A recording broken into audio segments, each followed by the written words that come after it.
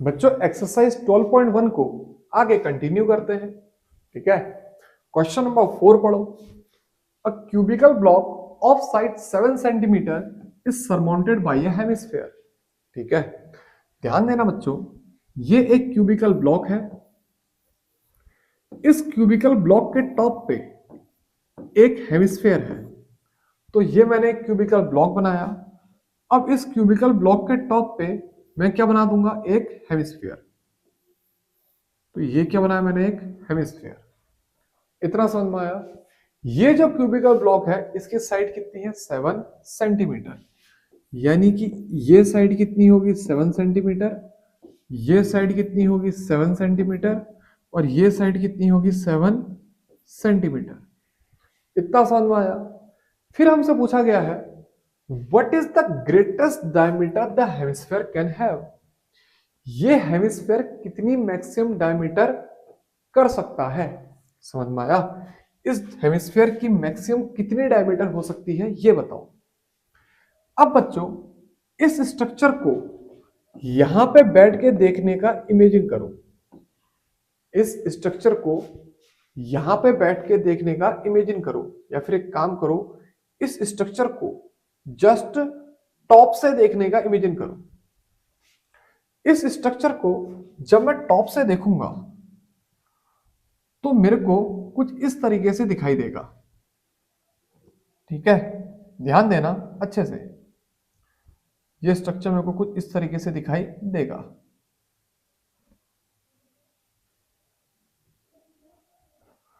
इस स्ट्रक्चर को जब मैं बिल्कुल टॉप से देखूंगा तो मेरे को इस तरीके से दिखाई देगा। ठीक है, ध्यान देना, ये जो बाउंड्री है ये बाउंड्री है क्यूबिकल ब्लॉक के टॉप की। इतना समझ में आया। अब इसमें ऊपर से तो क्या आ गया, एक हेमिस्फीयर। समझ में आया। ये ऊपर से क्या आ गया, हेमिस्फीयर।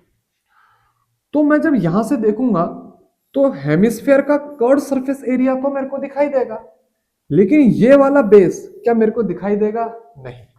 क्यों, क्योंकि उसके ऊपर तो ऐसे हेमिस्फीयर है। समझना। ठीक है, मैं एक इमेजिन करने की कोशिश करता हूं। देखो, ये एक मैच बॉक्स है। ठीक है, ये एक क्यूबिकल ब्लॉक है, समझ लो। इस क्यूबिकल ब्लॉक के ऊपर मैंने ये रख दिया। अब मैं जब यहां से ऊपर से देखूंगा, ध्यान देना, ये मैच बॉक्स क्यूबिकल ब्लॉक है मान लो, उसके ऊपर मैंने हेमिस्फीयर बनाना था, लेकिन मैंने हेमिस्फीयर के बदले ये कप रख दिया। अब मैं इसको जब ऊपर से देखूंगा तो बच्चों ये वाला एरिया मेरे को दिखाई थोड़ी देगा। इसको जब मैं ऊपर से देखूंगा क्या मेरे को ये वाला एरिया दिखाई देगा, नहीं। इतना समझ में आया। क्यों, क्योंकि यहां पर को इसका बेस ऐसे फिक्स हो गया है। इतना समझ में आया। इतना समझ में आया। अब इसके बाद हमसे पूछा गया है what is the greatest diameter the hemisphere can have. Hemisphere यही तो मैक्सिमम डायमीटर रख सकता है, यानी कि साइड ऑफ क्यूब के बराबर, यानी कि 7 सेंटीमीटर के बराबर। इतना समझ में आया।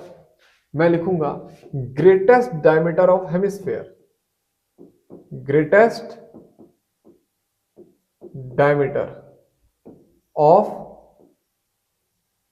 हेमिस्फीयर वो कितनी होगी, 7 सेंटीमीटर। इतना समझ में आया। आगे हमसे पूछा गया है find the surface area of the solid. Find the surface area of the solid. तो बच्चों यहां पे मैं लिखता हूं surface area of solid, surface area of solid. अब बच्चों सरफेस एरिया निकालने से पहले, ठीक है, सबसे पहले सरफेस एरिया का मतलब समझो। हमको बताना है एरिया उस चीज का जो चीज हमको दिखाई दे रही है। क्या कहा, हमको बताना है एरिया उस चीज का जो चीज हमको दिखाई दे रही है। ये दिखाई दे रही है वाला टर्म अच्छे से समझना। मान लो यहां पे हेमिस्फीयर था ही नहीं, ये लो, मान लो यहां पे हेमिस्फीयर था ही नहीं। अब मैं कहूंगा इसका एरिया बताओ, यानी कि एरिया बताओ क्यूब का जो जो हमको दिखाई देगा। तुम सीधे सीधे लिखोगे surface area of cube, surface area of cube. यानी कि 6 टाइम्स ऑफ ए स्क्वायर। इतना समझ में आया? अब बच्चों मैंने इसके ऊपर क्या बना दिया, एक हेमिस्फीयर। तो एक बात बताना, क्या मेरे को हेमिस्फीयर का कर्व सरफेस एरिया दिखाई नहीं देगा? बिल्कुल दिखाई देगा। तो मैंने लिखा यहां पे CSA ऑफ हेमिस्फीयर, जो कि किसके बराबर होता है, 2πr²। इतना समझ में आया? लेकिन यहां पे ध्यान हमने ये देना है, अगर मैंने ऊपर से हेमिस्फीयर बनाया और जब मैं इसको देख रहा हूं, मेरे को कर्व सरफेस एरिया किसका दिखाई दे रहा है, हेमिस्फीयर का। लेकिन मेरे को हेमिस्फीयर का बेस थोड़े ही दिखाई दे रहा है। क्या मेरे को ये चीज दिखाई देगी? नहीं। समझ में आया? वही एग्जांपल देखो, ये मैच बॉक्स है, ये अभी पूरा दिखाई दे रहा है। तो मैंने क्या लिखा, 6a²। अब इसके ऊपर मैंने ये कप रख दिया। इतना समझ में आया? ये हेमिस्फीयर है, इसका शेप थोड़ा अलग है कप का, ठीक है। यहाँ हमने हेमिस्फीयर रखना है, यहाँ पे ये कप है, शेप अलग है, लेकिन लॉजिक समझो, ठीक है। मैंने इसके ऊपर क्या रख दिया, ये कप रख दिया, ठीक है। अब मैं जब ऊपर से देखूंगा, क्या मेरे को ये वाला एरिया दिखाई दे रहा होगा? लेकिन 6a² में तो मैं ये एरिया को भी काउंट कर चुका हूं। समझ में आया? मैंने क्या कहा, सबसे पहले सोचो हमारे पास ये है ही नहीं, यानी कि सिर्फ क्यूब है। मैंने क्यूब का एरिया लिख दिया 6a²। फिर मैंने कहा हमने इसके ऊपर क्या रखा, एक हेमिस्फीयर, तो हेमिस्फीयर को रखा। फिर हेमिस्फीयर का एरिया क्या लिखा, 2πr², यानी कि कर्व सरफेस एरिया हेमिस्फीयर का क्या लिखा, 2πr²। अब मैंने कहा यहाँ पे ध्यान ये देना, मेरे पास ये बेस नहीं है, ये बेस को क्या करना है, रिमूव करना है, क्योंकि वो दिखाई नहीं दे रहा है, क्योंकि ऊपर से क्या रख दिया है, हेमिस्फीयर। कितना समझ में आया? तो इसका मतलब बच्चों, ये वाला जो एरिया है, ये वाला मैं इसे रिमूव करूंगा, यानी कि माइनस बेस एरिया किसका, हेमिस्फीयर का। इतना समझ में आया? यानी कि -πr²। इतना समझ में आया? अब बच्चों 6a² को तो ऐसे ही लिखो, 2πr² में से πr² को माइनस करोगे तो क्या लिखोगे, πr²। इतना समझ में आया? अब बच्चों साइड कितनी गिवन है, 7 सेंटीमीटर, ठीक है। तो यानी कि मैं लिखूंगा 6 × 7 का स्क्वायर प्लस पाई की वैल्यू क्या पुट करोगे, 22/7। फिर r का स्क्वायर, रेडियस कितनी होगी, 7/2, यानी कि 7/2 × 7/2। नया समझ में? r का स्क्वायर मतलब 7/2 × 7/2, क्योंकि हेमिस्फीयर की जो रेडियस होगी वो कितनी होगी, 7/2। डायमीटर कितनी थी, 7। अब बच्चों सॉल्व कर लो, 6 × 7 7 जा 49, ये 7 और 7 कैंसल, ये और 2 11।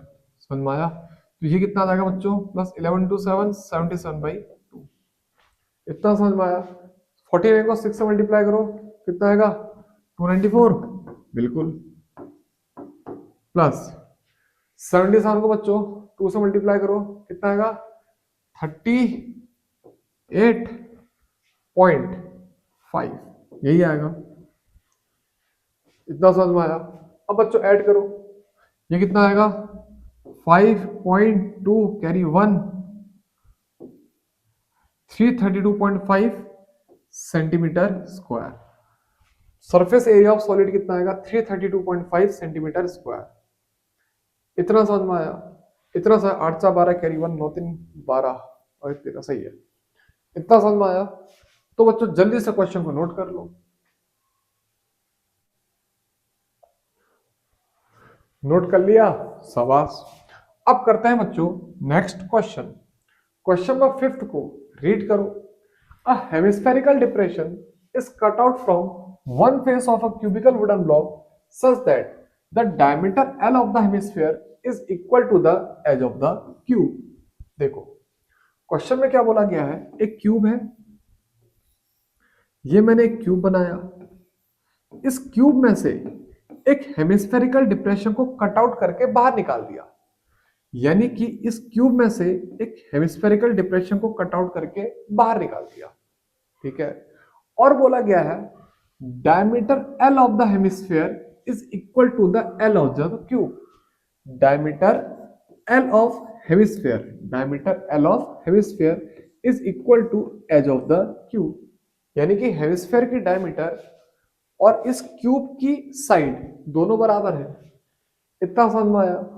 हमसे बोला गया है determine the surface area of the remaining solid, बचे हुए सॉलिड का सरफेस एरिया बताओ।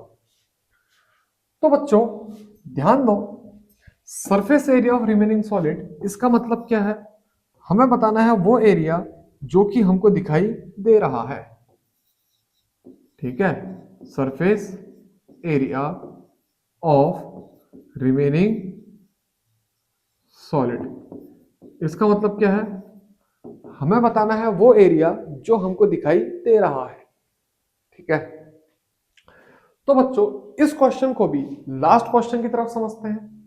ठीक है, एक बात बताना, स्टार्टिंग में इमेजिन करो कि हमने कोई हेमिस्फेरिकल डिप्रेशन को कट आउट नहीं करा है, तो सीधे सीधे इस क्यूब का एरिया लिखूंगा। तो मैं क्या लिखूंगा, surface area of cube, surface area of cube. इतना समझ में आया। अब बच्चों जब मैं यहां पे हेमिस्फेरिकल डिप्रेशन को कट आउट कर दूंगा और मैं ऊपर से देखूंगा तो मेरे को क्या दिखाई देगा, एक हेमिस्फेयर का सीएसए। तो मैंने क्या लिखा, सीएसए ऑफ हेमिस्फेयर। इतना समझ में आया, इतना समझ में आया। अब एक बात बताना, ये हेमिस्फेयर का सीएसए मेरे को तभी तो दिखाई देगा जब ऊपर से इसका बेस होगा ही नहीं। इतना समझ में आया। लेकिन जब शुरुआत में मैंने सरफेस एरिया ऑफ क्यूब लिखा है, एक बात बताओ, क्या मैंने ये वाला बेस काउंट नहीं करा होगा? बिल्कुल करा होगा। मैंने ये वाला बेस तो तभी काउंट कर लिया, किसमें, सरफेस एरिया ऑफ क्यूब के केस में। तो मैं यहां पे माइनस करूंगा बेस एरिया ऑफ हेमिस्फीयर। इतना समझ में आया, इतना समझ में आया।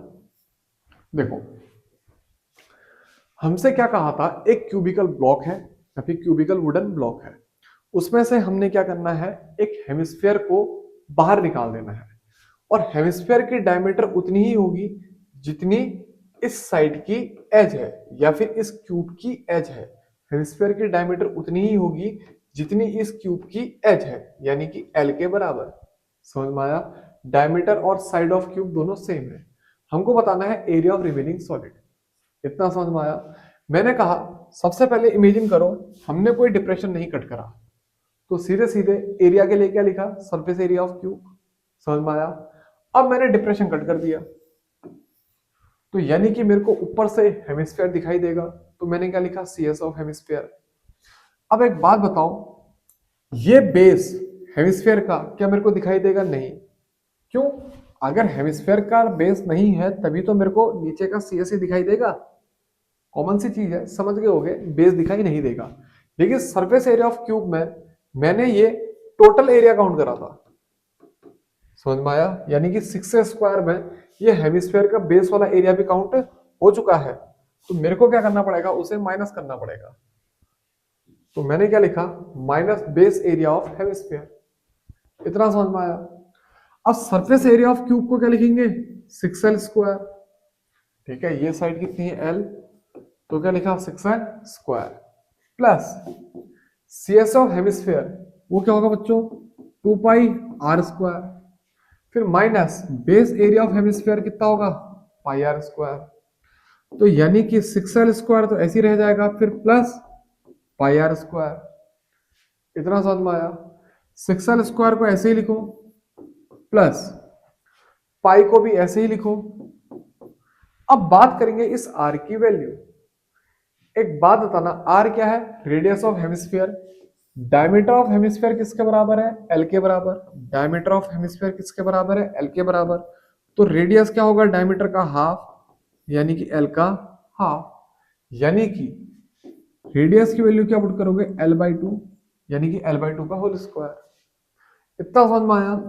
6L स्क्वायर तो ऐसे ही आएगा, फिर प्लस πL स्क्वायर बाई 4। इतना समझ में आया। इसको बच्चों ब्रैकेट में लिख देना और बाहर से लिखना यूनिट स्क्वायर। ये क्या बन गया? Surface area of remaining solid. ये क्या बन गया? Surface area of remaining solid.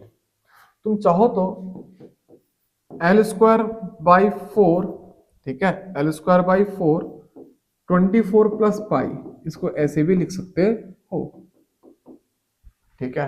मैंने एलसीएम ले लिया तो ये क्या बन गया? 24। फिर एल स्क्वायर बाई 4 को बाहर कॉमन ले लिया। इतना समझ में आया? तो यहां पर को क्वेश्चन नंबर 5 कंप्लीट। नोट कर लिया? शाबाश। अब आता है बच्चों क्वेश्चन नंबर 6 की तरफ। क्वेश्चन नंबर 6 देखो। A medicine capsule is in the shape of a cylinder with 2 hemispheres stuck to each of its ends। तो बच्चों ये एक कैप्सूल है, ये एक कैप्सूल है, ठीक है, और ये कैप्सूल बनी हुई है एक सिलेंडर और 2 हेमिस्फीयर की मदद से, ठीक है। अगर मैं यहां पर कोई ऐसे करके ये ड्रॉ कर दूं और ऐसे करके यहां पे भी ये ड्रॉ कर दूं, तो ये तो क्या बन गया? सिलेंडर। और ये क्या बन गया? हेमिस्फीयर। इतना समझ में आया? और ये भी क्या बन गया? हेमिस्फीयर। इतना समझ में आया? सिलेंडर और 2 हेमिस्फीयर। इतना समझ में आया? फिर बोला गया है the length of the entire capsule is 14 mm। ये पूरी लेंथ कितनी है? 14 mm। And the diameter of the capsule is 5 mm। ये डायमीटर कितनी है? 5 mm। हमसे बोला गया है find it surface area. Surface area का मतलब वो एरिया जो चीज हमको दिखाई दे रहा है, ठीक है, वो एरिया जो चीज हमको दिखाई दे रहा है। तो देखना बच्चों, surface area of capsule, surface area of capsule, ध्यान देना बच्चों। इस कैप्सूल को मैंने अगर ऐसे पकड़ा होगा और मैं ऐसे अगर देखने की कोशिश करूंगा तो सबसे पहले मैं क्या लिखूंगा? CSA ऑफ सिलेंडर, क्योंकि ये वाला पोर्शन क्या है? सिलेंडर, तो सिलेंडर का कर्व दिखाई देगा। कैप्सूल को यहां से देखेंगे तो क्या दिखाई देगा? एक हेमिस्फीयर। फिर यहां से देखेंगे तो क्या दिखाई देगा? हेमिस्फीयर। तो मैं लिख लेता हूं 2 times of CSA of hemisphere, 2 hemisphere का एरिया ऐड कर दूंगा। इतना समझ में आया? अब बच्चों CSA ऑफ सिलेंडर का फॉर्मूला क्या है? 2 पाई RH plus 2। CSA of hemisphere क्या है? 2 पाई R स्क्वायर। अब बच्चों इसे क्या लिखोगे? 2 पाई RH प्लस इसे क्या लिखोगे? 4 पाई R स्क्वायर। इतना समझ में आया? इतना समझ में आया? अब बच्चों 2 पाई R को क्या ले लोगे? कॉमन।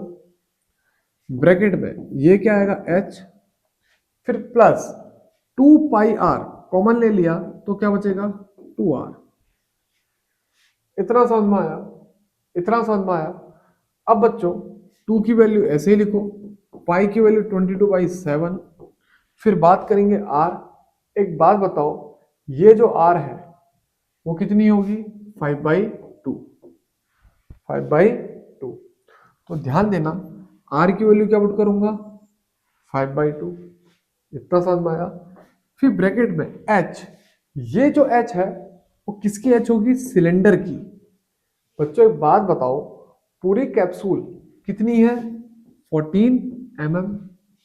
तो ये जो सिलेंडर है इसकी हाइट कितनी होगी या फिर इसकी लेंथ कितनी होगी? बच्चों एक बात बताओ, हेमिस्फीयर की डायमीटर कितनी थी? 5 mm। तो इसकी रेडियस कितनी होगी? 2.5 mm। तो यानी कि 2.5 mm रेडियस यहां होगी, 2.5 mm रेडियस यहां होगी। तो ये टोटल कितना हो जाएगा? 2.5 प्लस 2.5 5। तो बच्चों ये जो हाइट ऑफ कैप्सूल आएगी वो कितनी आएगी? 14 माइनस 5 यानी कि 9 mm। मैं एक लाइन गलत बोला, हाइट ऑफ कैप्सूल नहीं, हाइट ऑफ सिलेंडर कितनी आएगी? 9 mm। 9 mm। इतना समझ में आया? तो यानी कि बच्चों यहां पे h की वैल्यू क्या पुट करोगे 9, समझ में आया, plus 2 times of r, r का मतलब 5/2, इतना समझ में आया, इतना समझ में आया। ध्यान देना ये जो हाइट है वो सिलेंडर की है, और सिलेंडर की हाइट कितनी है हमारी 9 mm। हमने टोटल लेंथ ऑफ कैप्सूल में से ये ढाई और ये ढाई को माइनस करा, इतना समझ में आया। इस 2 से 2 को क्या कर दोगे कैंसल, फिर इस 2 से 2 को क्या कर दोगे कैंसल, यहां पे क्या लिखोगे,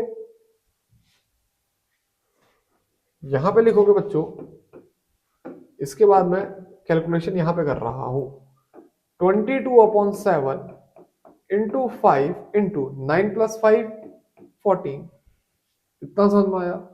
इससे इसको कैंसिल करना 2 टाइम्स, तो 22 इंटू 10 तो कितना आएगा 220 मिलीमीटर स्क्वायर, इतना समझ में आया। तो यहां पर को बच्चों क्वेश्चन नंबर 6 भी कंप्लीट।